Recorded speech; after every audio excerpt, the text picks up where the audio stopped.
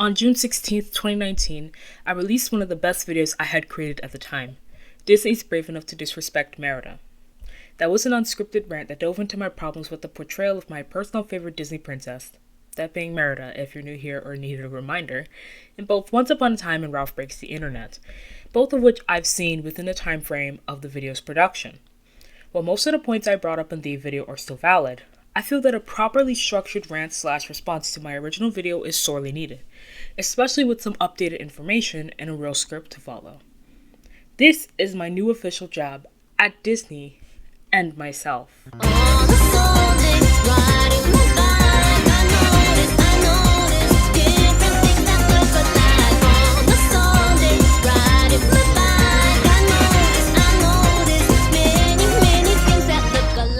Alright, I know what you guys are thinking. You see the title, and you're like, finally, you're actually going to live up to what you promised you were going to do for a year now. And yes, I am.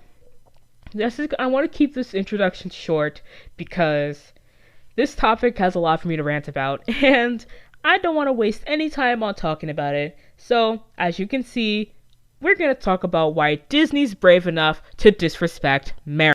Right off the bat, this video was made when I had my old Roxio game capture card that only used composite cables and did not put out HD videos that could even be upscaled. Also, this portion of the video before my old intro had just been me beating around the bush, trying to hype my near non-existent audience to watch a mediocre rant made on an Intel Celeron laptop. But in normal people's terms, this laptop was too slow and should have only been used to type up essays and take college-level classes. But even then, it would still be too slow for me.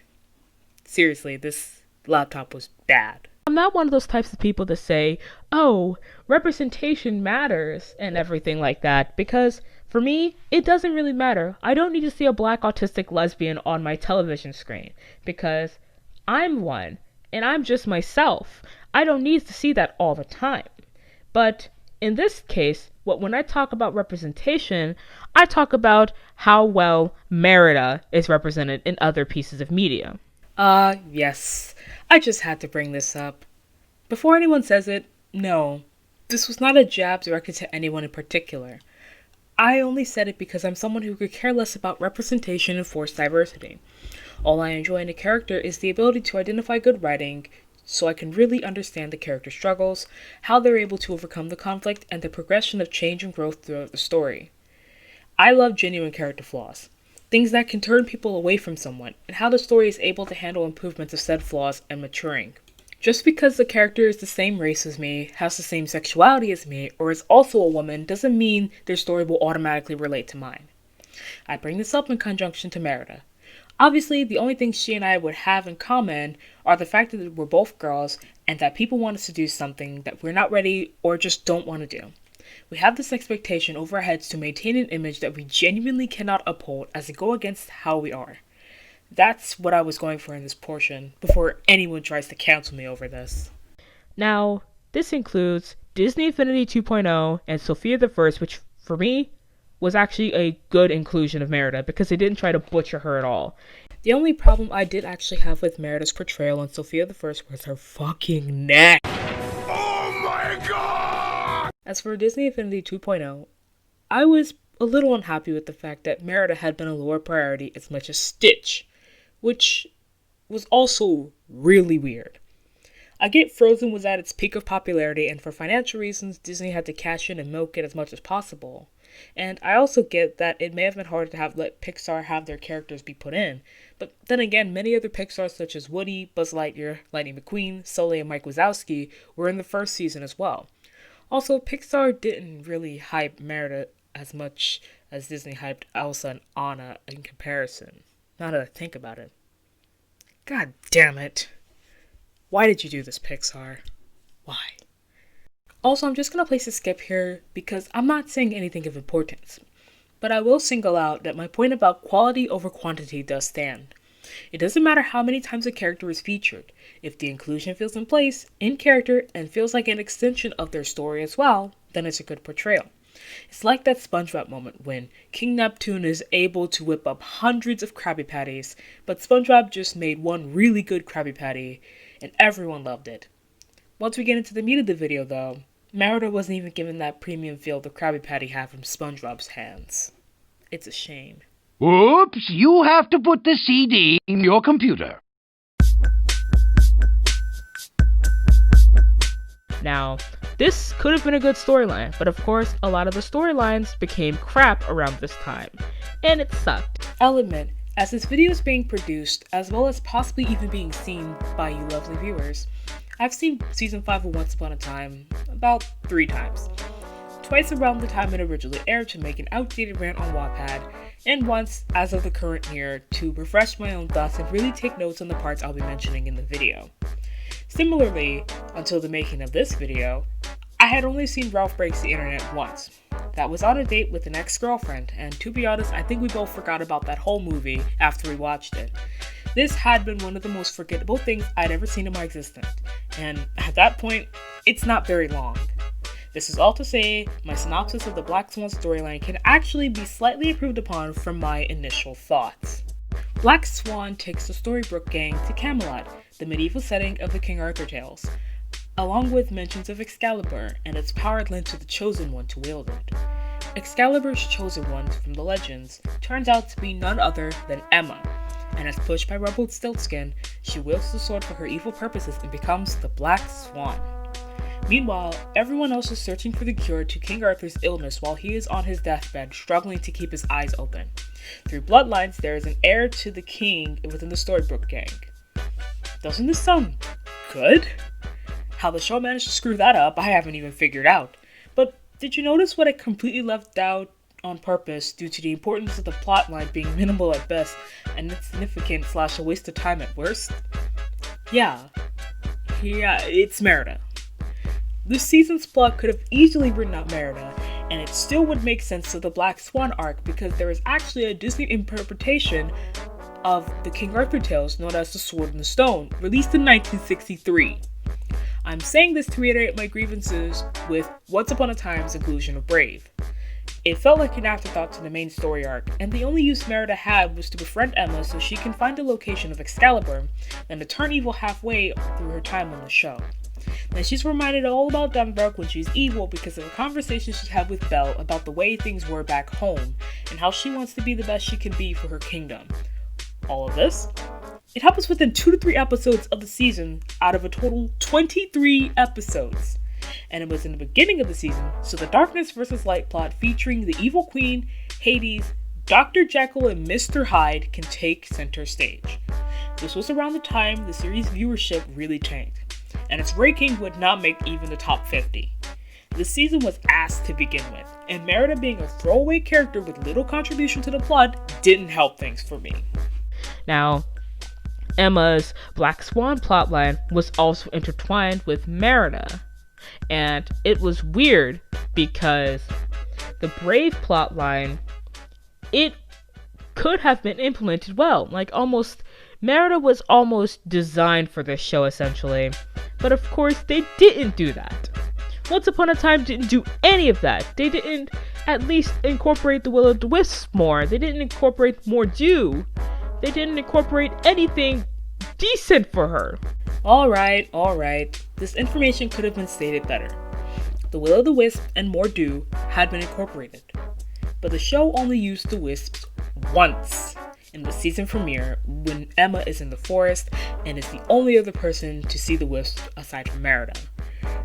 As for Mor'du, the evil chaos magic summoned the spirit of Mor'du and turned her into a fucking bear, terrorizing Regina and Belle and Storybrooke until she is shot with an arrow containing the antidote to make her go back to her human form. That's it. No long, drawn-out explanation needed. And it was completely stupid. Another skip is coming, as I already explained the majority of the Once Upon a Time Brave collaboration. All you need to know from this portion is my curiosity about aging up Hubert, Hamish, and Harris as they're about to be executed while Fergus wasn't able to do anything about it. And Eleanor, well, the show basically said, fuck Eleanor. They butchered their opportunity to have Merida be a useful character, just like Mulan and Belle and Elsa and Anna, like they all were useful characters. And apparently they couldn't treat the same thing with Merida. They couldn't do anything about her. Because apparently they just wanted to just throw her away just to give more leeway to the King Arthur Black Swan plotline. I guess there weren't a lot of big fans of Brave at this point in time that could have been vocal about this absolute train wreck, like they were fans of all the other characters I'd mentioned. Oh, and by the way, younger self, you missed the inclusion of Dr. Jekyll and Mr. Hyde as recurring characters well into season 6. You're welcome. And what does this have to do with Disney? Has King Arthur ever been had a Disney interpretation? Please see my previous point about the sword and the stone. Thanks. At this point in the video, I moved on to ranting about the princess scene from Ralph Breaks the Internet. But before we move on, I gotta tell ya, I really didn't care about finishing that season at all. However, once I start something, I have a strong desire to finish whatever I started. Even if it seems to be a task I have no faith in finishing. I clearly did not want to rewatch either of these, but I did so just to have closure for my channel's former Magnum Opus. Anytime I want to recommend a video to share, I cringe at the thought of now even considering this very video had been my best one to date. But anyway, onward to Ralph Breaks the Internet. Oops, you have to put the CD in your computer.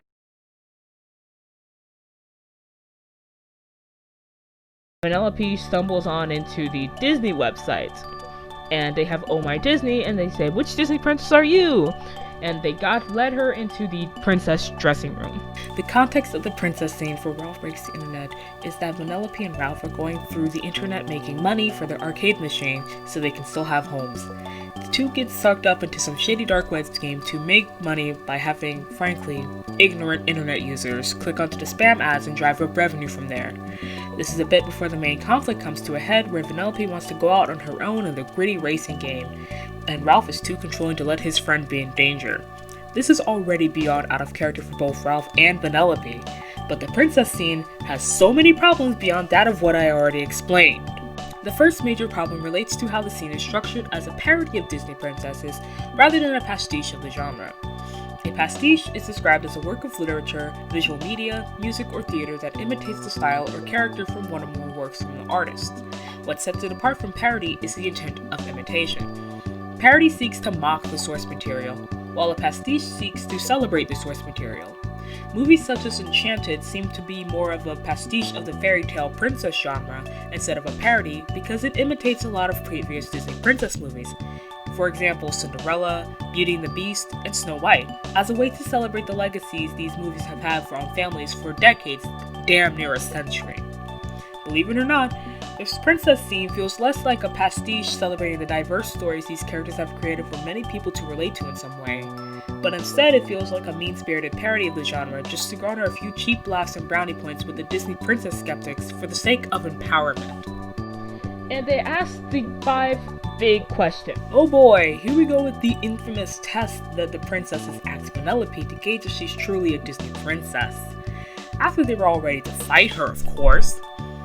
Well, let's go through all the questions in a more organized fashion, shall we? 1.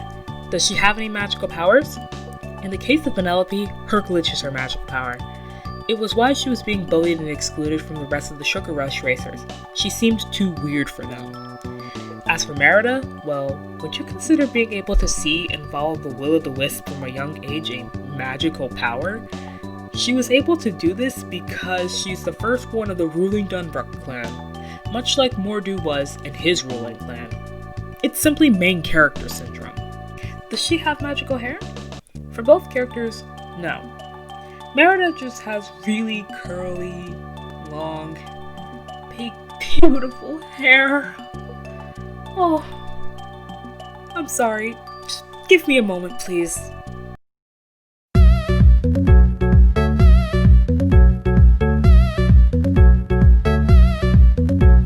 Thank you so much for playing my game. Does she talk to animals? Penelope gets a big fat no, but this is Merida's one definitive point out of all the questions asked in the scene. Yes, she talks to Angus and the respective bear versions of Eleanor and the triplets. You got me there, movie. 1 point. Woo! Congratulations! Does she like to sing her problems away? Penelope did later on in the movie to the advice of the other princesses, but Merida gets a resounding Nope. I mean, okay, she did have the brief little victory song that's too fucking adorable for me to comprehend, but she made it a point that she doesn't sing her problems away. She just solved the problems she had, but since it was less than 10 seconds long, Nope. did one or both of her parents die?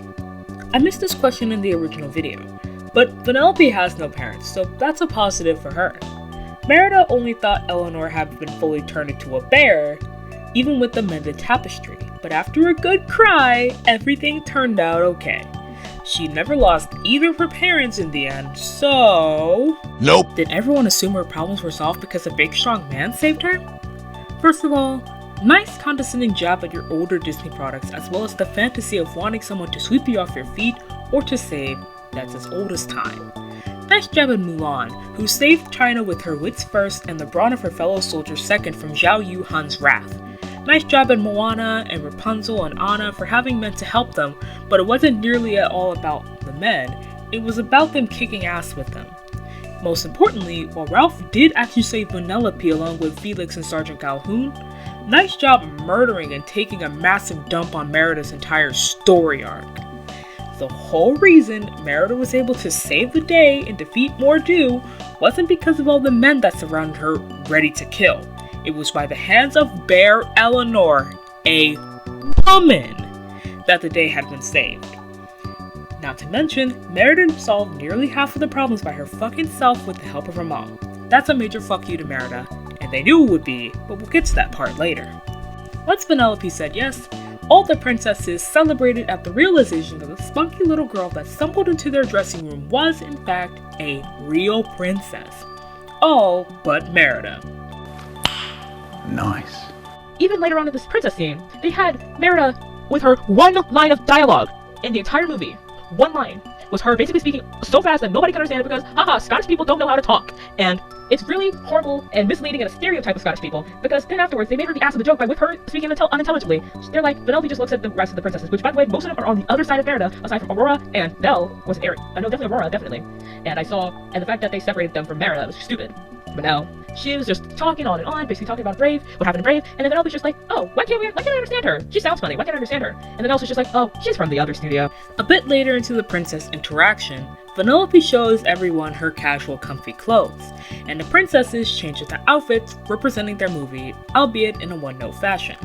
Merida, in the entire movie, that I can recall from watching it multiple times, has only one line of dialogue. It's just her recalling the events of Brave, but in this unintelligible dialect that didn't even sound like her original voice actress, Kelly MacDonald. Apparently it was, but she was utilized for just that single line to be the ass of a joke. She talks like this because, in Elsa's words, she's from the other studio. Haha, Scottish people talk funny, doesn't she sound weird?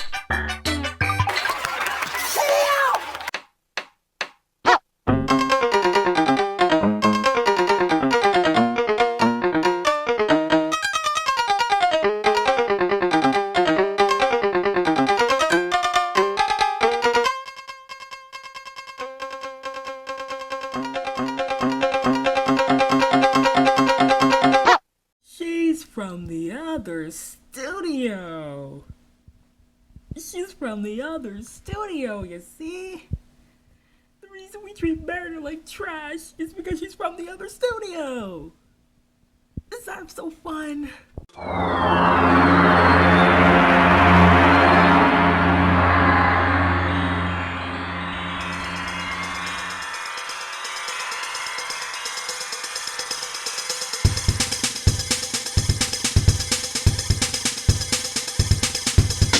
While this is the last of the clips I'll bring in from my old video, as it's just me ranting more and more about the other studio comment, I will go into detail about the gross implication that the whole scene presented with Disney's views about Merida. Not only is it implied that she is less of a princess than Vanellope, Snow White, Moana, Tiana, just about every character is more of a princess than Merida. Not only is her one line of dialogue completely brushed off as her being that weird Scottish chick from the other studio, but this whole scene proves that for a very long time, Disney never really cared about Merida all too much. There weren't long-term promotional materials when Brave came out. There weren't many cares given to Merida's storyline in Once Upon a Time. There wasn't even a thought of maybe giving her a better portrayal in an overall condescending scene in an already crappy sequel to an amazing movie that almost directly competed with Brave. Oh no! Merida is the literal red-haired stepchild they have to drag along because she is almost never included and nearly neglected by Papa Disney. And sure, I hear some of you say, but that was Pixar's fault. Brave didn't really perform that well in the box office and is considered by many to be a dark age Pixar movie. Okay, so? Merida is still considered a Disney princess and has been inducted into the ranks like the others have. The least Disney could do is twofold. First, they could make sure that if you're enjoying this video to drop a like, subscribe to the channel, comment your thoughts, and click on the notification bell to ensure you get all videos in your feed when they go public. Second, and this is the important one, Disney should treat their Pixar princess the same way they do with their in-house princesses. Don't half-ass anything related to Merida. Throw her some more chances once in a while. I guarantee you, your loyal fans will support you and not be burned once more by your hasty and irresponsible actions, Disney. My final thoughts? Thank God Once Upon a Time had ended when it did, or else we would have gotten the absolute worst in seasonal rod for the show that was already in terminal condition. Merida deserves much more respect, if not for how Brave was executed, but by the way she subverted many of the traditional princess tropes and delivered a decent message. If Disney won't give her the time of day, then who will?